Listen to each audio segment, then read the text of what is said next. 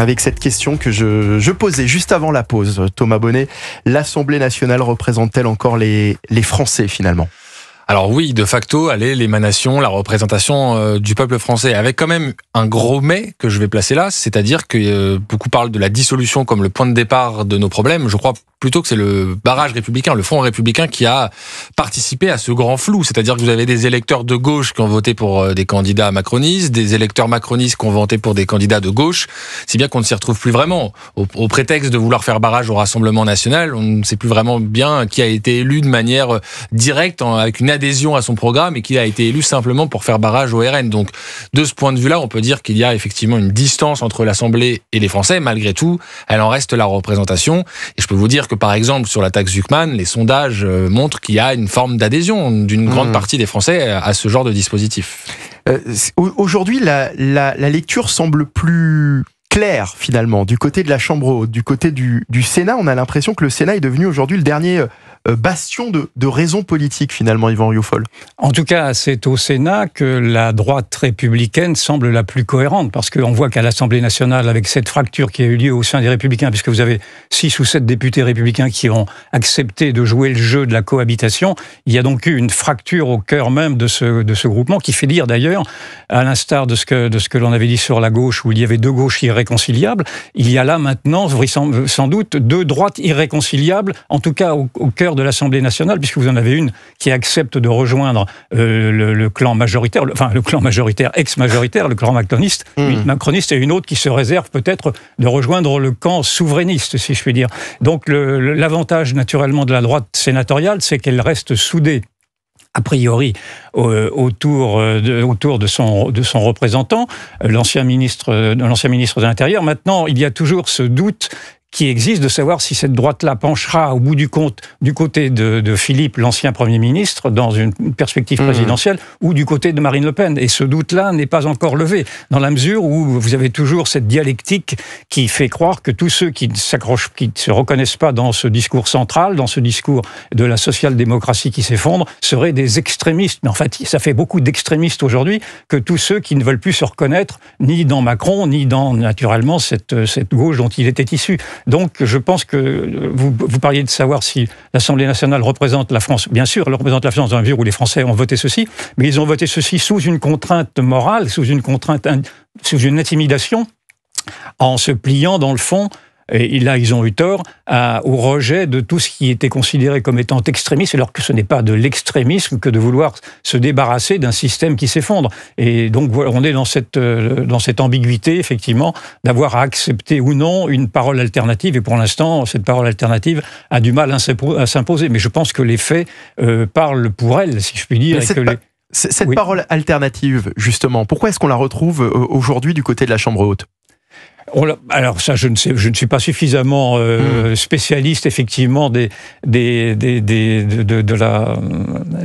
la pensée sénatoriale. J'imagine qu'elle est moins réceptive aux oukases du politiquement correct, moins réceptive à ce conformisme ambiant qui, au sein des républicains, des députés républicains, ont fait en sorte qu'un certain nombre d'entre eux ont préféré rejoindre ce confort intellectuel qui est celui de ce centrisme émollient. Thomas Bonnet, sur le sujet de la réforme des retraites, notamment, il y a une scission qui semble claire aujourd'hui entre finalement députés et sénateurs. Alors Gérard Larcher dit que le Sénat s'opposera en effet à la suspension de la réforme des retraites. Quand même, on peut dire que le groupe de Laurent Wauquiez à l'Assemblée aussi va déposer un amendement similaire, donc ils se sont rejoints de ce point de vue-là. Mais pour répondre à votre question, parce que c'est très intéressant en effet le rôle du Sénat en ce moment, le Sénat a deux avantages à mes yeux. D'abord, ils sont plus connectés au territoire, c'est-à-dire que vous avez des élus qui généralement ont fait de la politique depuis longtemps, qui ont parfois été maires, souvent même été maires, ce qui leur donne quand même une connaissance du terrain autre parfois que celle qui peut être celle justement des députés. Et puis l'autre chose quand même qui est incontournable, c'est que les sénateurs, eux, ne redoutent pas la censure, ne redoutent pas la dissolution. Par définition, ils n'auront pas retourné aux urnes. Ce qui leur donne quand même une certaine liberté dans l'expression et aussi un temps long. C'est-à-dire que quand vous êtes député, aujourd'hui, vous ne savez pas combien de temps vous allez le rester. S'il y a une dissolution demain, vous ne l'êtes plus. Les sénateurs, eux, ont la garantie d'avoir leur mandat et donc de pouvoir parler sur le temps long et de prévoir sur le temps long aussi. Alors justement, sur le sujet de la réforme des retraites que j'évoquais juste avant, Charles de Courson, le député Lyotte de la Marne, ancien rapporteur du budget, a répondu à Gérard Larcher sur le rétablissement de la réforme des retraites annoncée par le président du Sénat. Il était, je le disais tout à l'heure, l'invité de Sonia Mabrouk ce matin sur Europe 1 et CNews. Écoutez. Je me permets de rappeler que dans la Constitution française, c'est l'Assemblée nationale qui a le dernier mot. Voilà. Et personne d'autre. Parce que nous représentons le peuple. Il faut rappeler que le Sénat représente les collectivités territoriales. C'est pour ça que dans la Constitution française, c'est l'Assemblée nationale qui a toujours le dernier mot. Alors, qui aura le dernier mot ? Yvan Rioufol.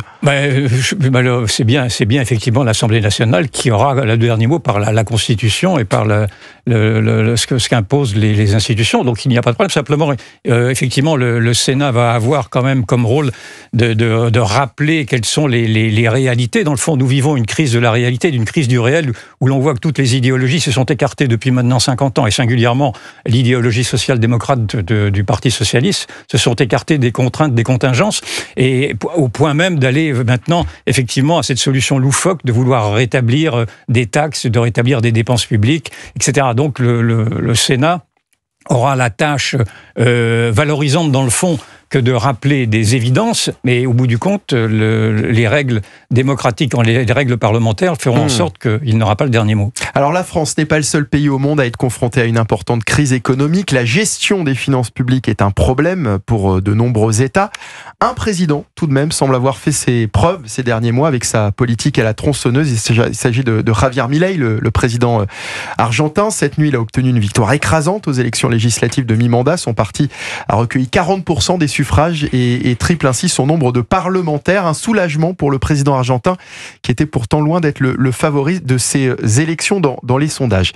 Thomas Bonnet, il a surpris tout le monde, Javier Milei. Plus d'1 an et demi après son arrivée au pouvoir, l'inflation ralentit, les marchés applaudissent. La France doit-elle s'inspirer du modèle Milei ? Vaste question. Je ne vois pas grand monde en France s'inspirer très explicitement du modèle Milei. Il y a quand même quelques noms. David Lisnard, par exemple, se réclame lui aussi d'un libéralisme qui irait dans la réduction des dépenses publiques. Pas dans la forme, un peu. Pas dans la forme, je vous l'avoue. Même niveau capillaire, il y a quelques différences.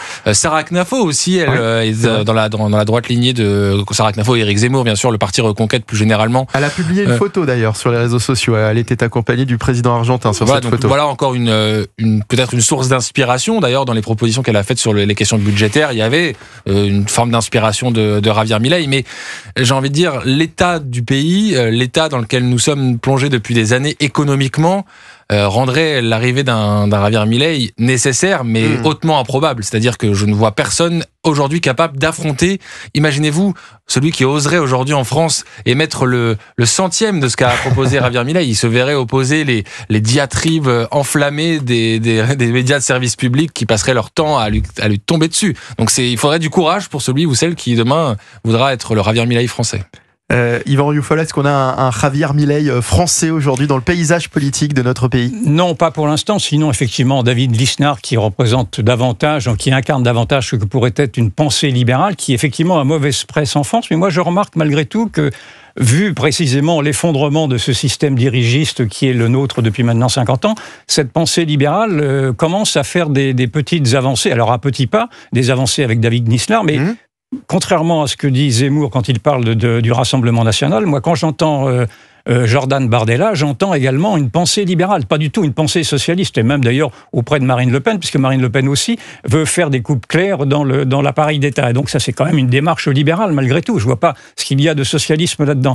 Donc je ne désespère pas qu'il y ait, moi je suis un libéral depuis longtemps, je ne désespère pas qu'il y ait effectivement ce courant libéral qui s'affirme, mais ce qui apparaît également malgré tout dans la victoire de Milei, entre parenthèses, Milei avait été donné comme vaincu par toute la presse progressiste, tous les donneurs de leçons de plateau, etc., qui nous disaient qu'il nous allait se casser la gueule. Donc ça la confirme. Mais il faut dire que la société argentine est très divisée tout de même. Oui, peut-être, mais enfin, en tout cas, Milei a gagné. Et donc, j'ai une petite théorie là-dessus sur la réhabilitation des parias. Ça passe par Milei, par Trump, par Netanyahou, etc. On pourrait faire la liste de tous ces infréquentables qui effectivement font l'histoire.